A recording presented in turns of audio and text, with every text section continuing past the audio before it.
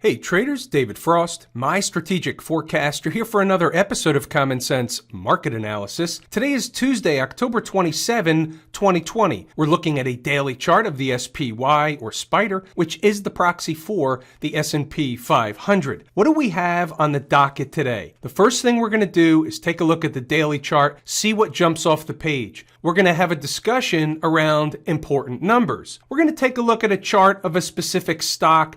We're going to learn how to use some trend lines. We'll pull it out of Trade School 101. We're also going to have a short discussion on one of the components or psychologies around how to stay in a trade, why we don't stay in a trade, why we get out too early, why we take bigger losses than we do gains. We're going to have that discussion for a couple of moments. Sounds like a pretty good lineup. All I have to do is remember to discuss all that stuff. Let's start with a little bit of a get up on the edge of your chair because you want to know more type of scenario. There's a bigger move coming sooner than later. Now that may not become such a shock to some. There's a lot of traders, there's a lot of people out there looking for a big move in the market.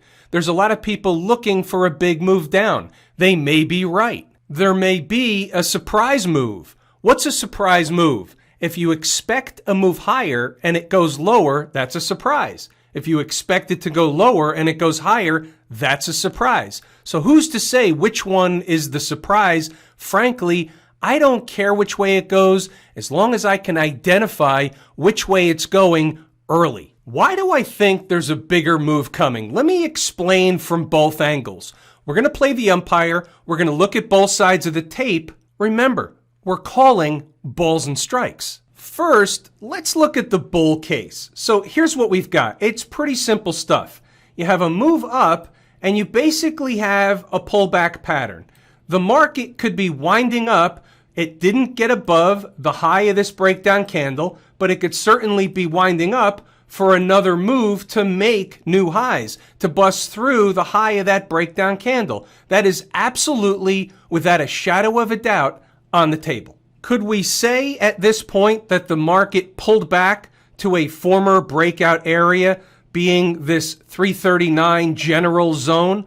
Absolutely, we can say that. They're still hanging around there, but what's to say they can't take off? We could look back like a Monday morning quarterback and say, hey, what did they do? They ran up, they couldn't bust out to new highs, they came down to the most recent breakout area, they hung around for a couple of days, and then they took off back to the upside. We could absolutely see that scenario happening. It could unfold. It's absolutely on the table. And by the way, what happens if the market takes off a couple of days from now, for example, maybe 2-3 days from now? What else we'll be able to say is they did that whole thing we just discussed, but they did it on time. What do I mean by that? That's right out of the course at Lazy E-mini Trader when we discuss how and why time is more important than price and how we use it to our advantage. What about the flip side? What about the bear case? Here's the way this works from at least my and common sense and logical perspective. Let's say they get below yesterday's low. That's obviously bearish. Remember the weekly chart we discussed yesterday.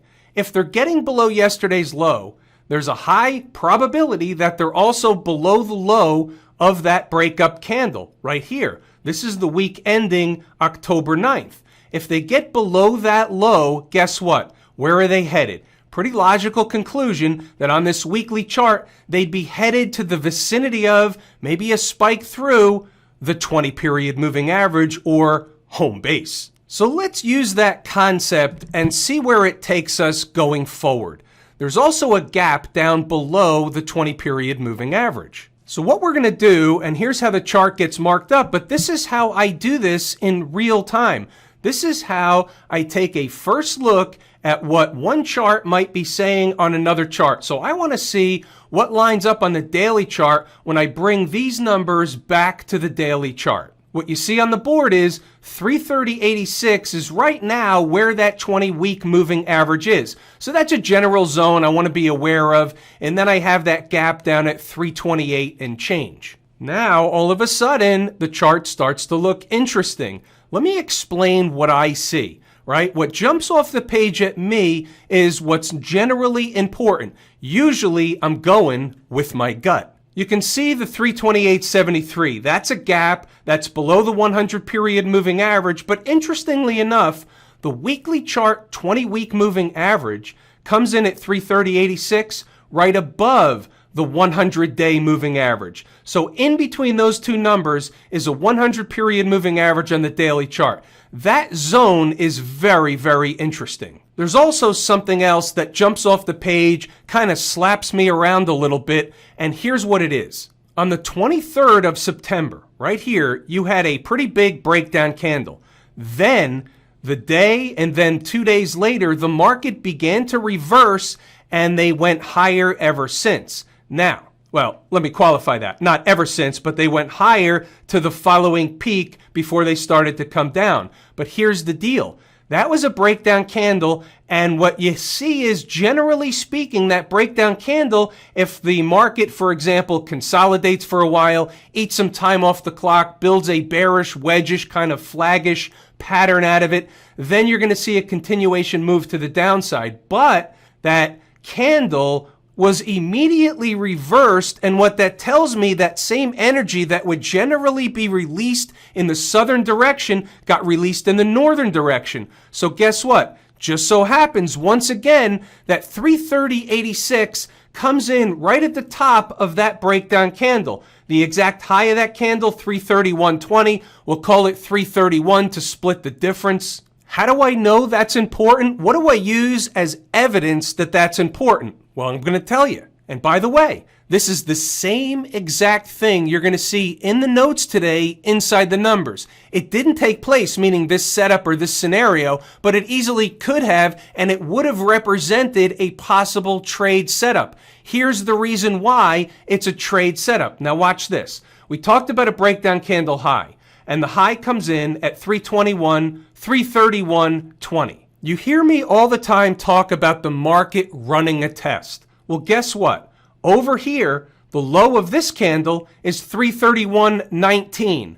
I would say that's pretty good evidence that the market ran a test of that breakdown candle high and took off back to the upside. So what we've done here, and there's more evidence, but this is enough to say that 330.86 thereabouts, right? We're going to use something on either side. This is off a weekly chart. This is off a daily chart. This is going to be likely a big spot if the market gets there in a hurry. If the market hovers over that number for a while and eats time off the clock, it diminishes the importance of that number. But if it were to get down there in a hurry, here's what we know. That spot, in and around that spot, should be garden variety chart support. What we've done is uncovered a bucket full of reasons, what I like to call a full stack. So here's what I'm saying, and I want to tie this back together with what if we get below first hourly and then daily below yesterday's low, then that area around 331 and slightly below becomes magnetic to the market. The market's going to want to pay a visit. The closer it gets to that 20-week moving average, the more magnetic that moving average will become and price will get drawn in. So if we get below yesterday's low, I believe that number, that general area gets quote unquote activated, becomes magnetic, and it pulls price down into it. Guess what? 331 down to 328.73, up in that neighborhood where that gap is. That general zone is absolutely a buy zone if they get there in a hurry and soon. So that is the bear case. What about inside the numbers? Here's the deal today. What we're going to do is talk about a couple of the larger items that occurred. After all, the market traded in a rather narrow range most of the day. But at the same time, our numbers still prove to be important. So let's take a look at what we've got. And what I'll do is, for those interested, I'll scroll up. You can pause the video, read the notes, check back to the charts to see what happened to validate whether or not I'm full of garbage. They were floating higher right out of the chute when we woke up in the morning. Doesn't really mean anything. It's just what it was at the time.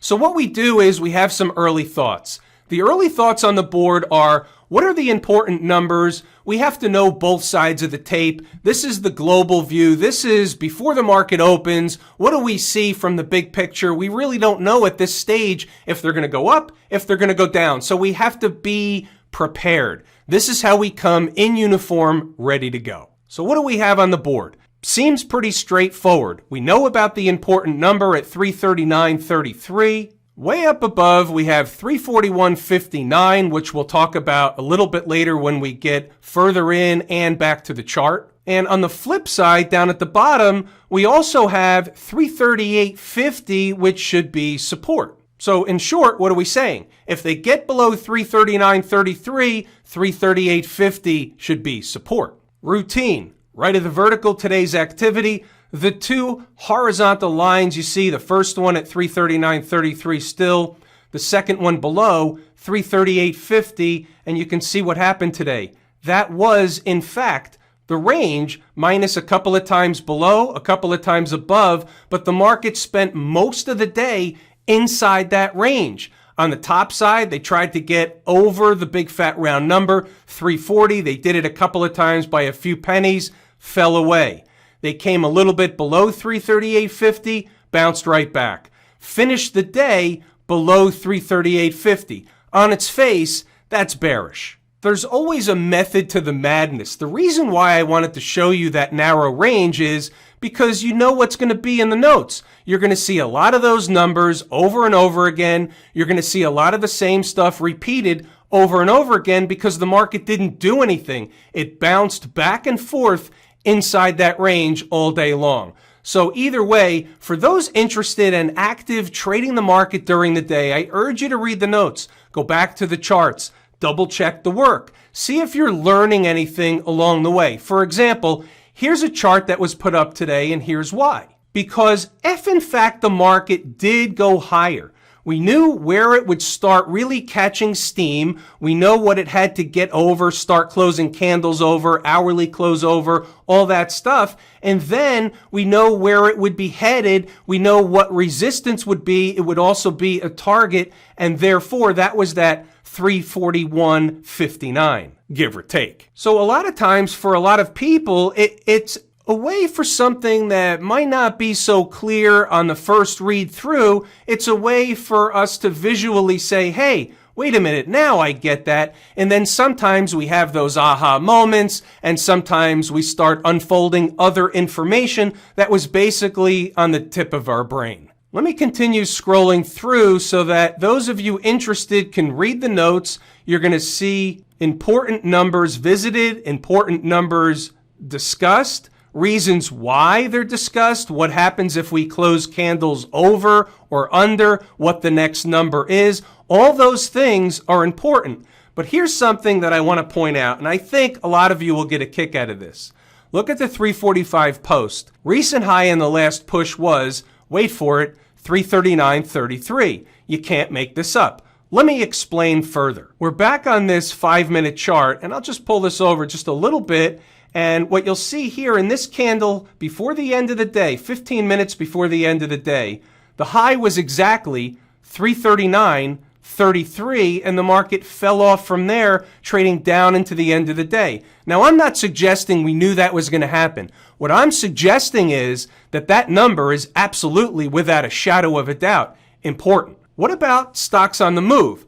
So today we had the first three that hit their price objectives. The last one on the list, CHGG, jumped the first target, but it did hit the second. So we'll take a look at that one as well. PFG, CAT, AMD, and the one that was left out in the dust was SWK. As always, we're going to take a look at the good, the bad, and the fugly. The first one you saw was PFG, Principal Financial, 39.43 was the number. You see what happened early in the day. They came close, they rallied away. They came close, they basically went sideways most of the day, and then they did the deal at the end of the day. They're basically hanging around for a cup of coffee. Why? Because there's another destination. No harm, no foul. It was actually a no trade. Nobody's taking that trade at the end of the day. The reality is, this is the trade that we would have been looking for. Down here, if this hit the number, that's the trade right there. that's a great trade. That's a bona fide day trade. How about Caterpillar?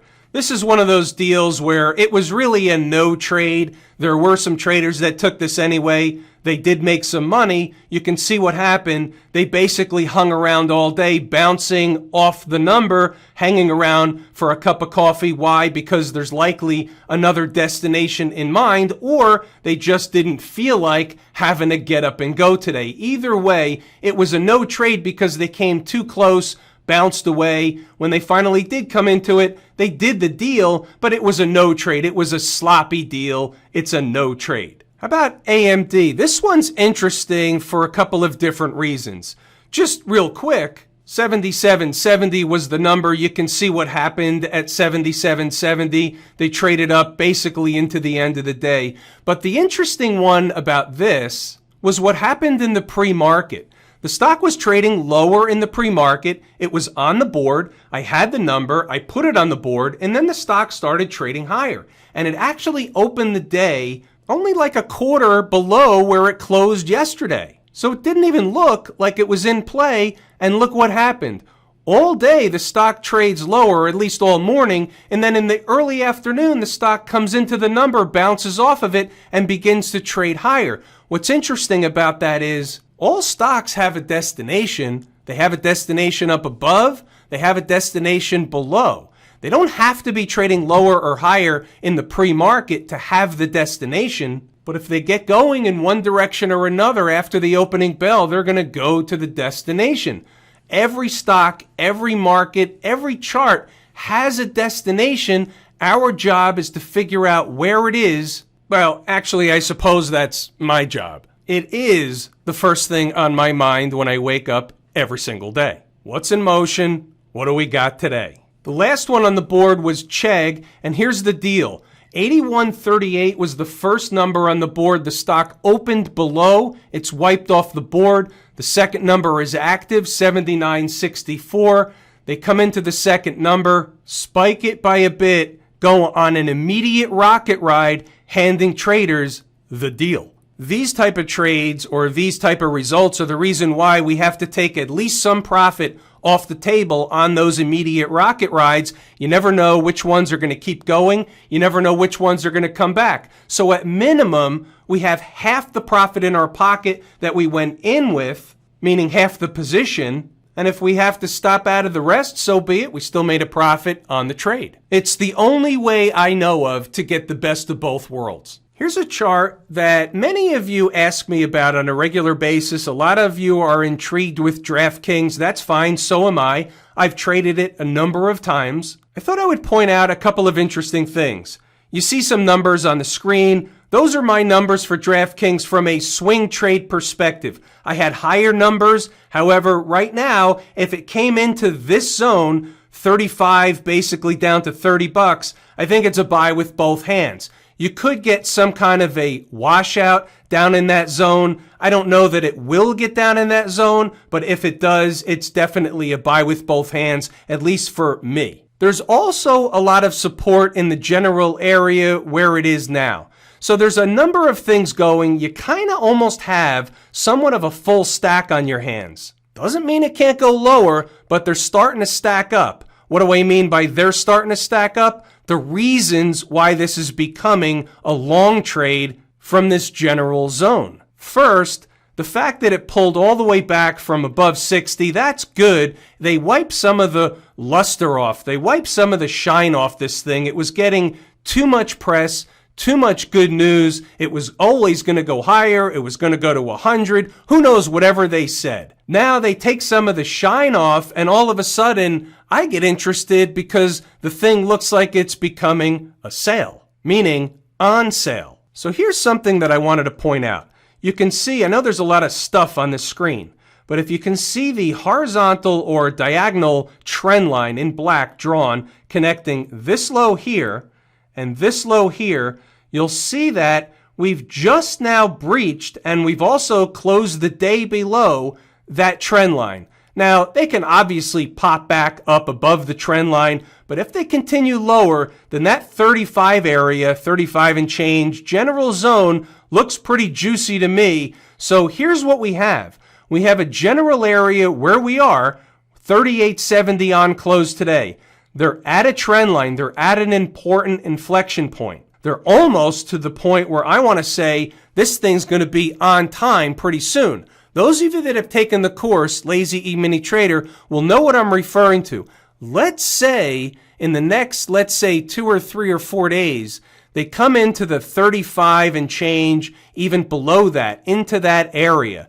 Guess what? I'm a buyer. So hopefully that answers some of your questions on how I'm looking at DraftKings. Next, I want to circle back to something I mentioned early on in the video, and that is a little bit about the psychology of why we take profit early at times, and sometimes the games that are played not necessarily by other people or the market in general, but games that are played by our mind as a result of what's happening, what just happened, what happened in the past, and what we fear might happen again. I always say time is more important than price. And whenever I say that, I mean it in a lot of different ways. Here, we're going to use time from a psychological perspective. We're looking at a 5-minute SPY chart. It's just random. It doesn't matter. We'll use today's range as an example. Let's just say, for argument's sake, you enter a trade down at the lower end of the range earlier in the day.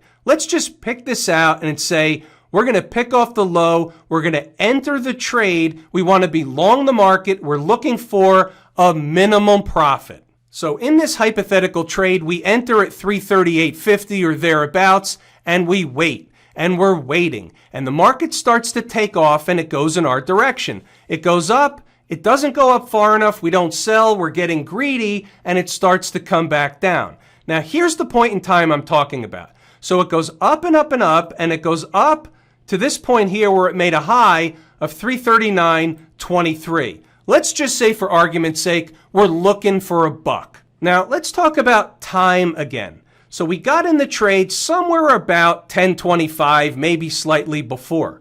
The market made this high about 10:40. So let's just say we're in the trade about 15 or 20 minutes. Now, what I need you to do from here is think back to any trade. Think about 20 minutes. What are we doing in that 20-minute period of time? We're watching price go back and forth. We're watching the trade. We barely take our eyes off the chart. 20 minutes is a long time when you're staring at the same thing. So what happens is the longer the trade goes on, the more impatient we get because we get tired of staring at the same thing. We want out of the trade, but we want to make a profit. This is absolutely what's going on inside our mind. And here's what else is going on. After about 20 minutes, the trade or this particular stock, the SPY, comes back down. Look at the next candle. Just 5 minutes later, you're making a low of 338.47 right where you bought the darn thing. Now, what's your mind doing? Uh-oh, I missed out. I didn't take the profit. I got greedy. Now I'm at break even. Should I get out? I'm going to lose money. I missed the boat. I'm such a freaking idiot. Now that discussion, that internal discussion with ourselves happens before it gets to the break-even point. It happens long before that. It happens on the way down as it keeps going lower and lower and lower, and we feel like a fool. We feel like a schmo. We're going to wear the schmuck shirt. We're going to put on the hat to boot. What do? We get out about break-even right before and on the last tick before the thing turns around, goes right back up to where? Our original target. That happens over and over and over again. Trades are very similar to sitting at a blackjack table. The longer you sit at a blackjack table, the more opportunity you're going to have to lose, the more opportunity the house is going to have to win. You want to be in a trade for as little time as possible. The longer the trade goes on, not that the trade isn't going to work out, but what's going to happen is our mind plays games on us. We have mental masturbation. Now, go forward from there. With all that gyration going on, even if the thing starts to go back up, what do we tend to do? Human nature tends to punch us out early because now we had a big profit, we were break even, maybe we were even at a loss. Now we have a small profit. We're happy we're not losing. We feel stupid for not taking the profit when we think we should have. So we end up taking the profit too early, and then the thing continues to take off. And again, we're wearing the schmuck shirt and the hat. What do I always say? The market is designed to make as many traders and investors look like fools as much of the time as possible. That little 30, 40-minute exercise from entry down here to the whip out, and then the recocking of the gun, and then the rally without us, all that stuff in about 30 or 40 minutes happens all the time. And here's the aha moment. If 338.50 was a buy, it was support, the market rallied up, it came back, what was it doing? It was running a test.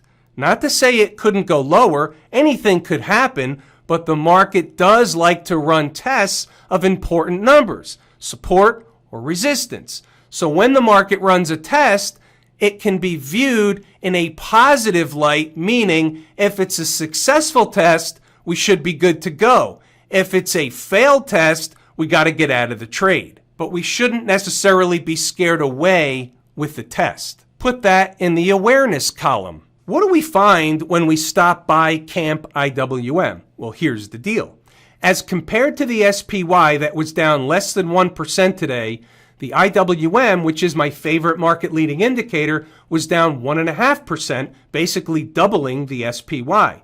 Is that positive or negative? Well, the answer is obvious. It's a leading question. Remember that discussion from before about yesterday's low? Well, guess what? The IWM may be the first one to the party. Below yesterday's low, brings in the 50-period moving average, puts it on the table. Guess what? They gave up the 20-period moving average today after a successful test yesterday. That's extra bearish on its face. Similar situation that we discussed before. Remember, all charts act and react the same way. You have a breakup candle low at 154.48. I've got an important number at 155.70. You have an important number down here, 154.48. You have a 50-period moving average. If quickly and sooner than later is support. Hello. What about the RSP? We're already below yesterday's low, finishing on the lows. Broader sell-off than the SPY. Of note, puzzle piece on the table. What's the magnet that's going to draw a price? The 100-period moving average. Not only for that reason, there's a full stack of reasons why it's going to be drawn down there. 108, give or take, is the spot. What about the folks down at the transportation department? Second favorite market leading indicator, but a number one favorite canary in the coal mine. So guess what? Below yesterday's low, approaching the 50-period moving average. This is telling us something. It's telling us that there's more evidence on the bear side of the ledger than the bull side of the ledger. That's why we look at all these charts. All this stuff, puzzle pieces on the table, the picture is beginning to develop where the SPY, the S&P 500, has to go lower. We take it at face value using the 80-20 rule, meaning 80% of the time, the thing that looks like it's going to happen is actually going to happen. 20% of the time, and in a lot of cases less than that, the other thing happens. But guess what? When the other thing starts to unfold, we can figure it out, identify it, and guess what? We can trade it. Who's we? Inside the numbers members. What about the folks out in Silicon Valley? What are the cues telling us? Quite interestingly enough, a positive day. Another puzzle piece on the table on the bull side of the ledger. This chart doesn't look like the other charts. Nowhere near yesterday's low. We have divergences out here. This is why we look at a variety of charts. We put all the puzzle pieces on the table, whether they're divergences or not. Remember, we're the umpire calling balls and strikes. What about the financials? What's the XLF telling us? Well, they've now given up all the moving averages. So we can't sit here and say, hey, that's a bullish sign. No, that's not a bullish sign. They filled this gap down here at 24.30, but guess what? They closed below it. That's also not a bullish sign. So we take stuff at face value, and basically the XLF is telling us at face value it's bearish, not bullish. But here's the thing. There's support at 24. You heard it here first. How about good old smash mouth? Again, we have to discuss yesterday's low. Give up yesterday's low, that's a problem. Hold yesterday's low, it could be a recocking of the gun. We know this chart. We know what it looks like. We had this discussion before. How are you going to know whether there's a big failure going on across the markets? Well, if we want to use the SMH as a gauge, and we can to a degree, what's the number? Where does the SMH get in big trouble? Well, here's what we could say. You flip over to a weekly chart and you say, all right, here's a breakup candle and it has a low of 174.65. We'll just round it up to 175. What else we have is a 20-period moving average sloping up into that general zone. Remember, this is a weekly chart, so it takes time to develop. But we also have a new high and we have a potential failure on our hands. So here's what we're going to do. We're going to say on a weekly basis, any Friday close, you either give up or hold that breakup candle low. If you don't hold it, if you give it up, if they give it up, it's trouble. If they give it up, I'm not so sure the 20-period moving average holds. You may have more of a failure of a new high than you do a failure of a breakup candle low. I would say the failure to break out to new highs would take precedent. Therefore, that means more bearish than the other thing. That's my take on the weekly chart. What's the line in the sand? 169. You close the week below 169 and it's good night, Irene. Have I told you how much I appreciate each and every one of you and that without you these videos are not possible? That is true and accurate information. We're going to pull the ripcord here. It's everything I wanted to and intended to discuss today. I'm David Frost, my strategic forecast. Thanks again for tuning in to another episode of Common Sense Market Analysis.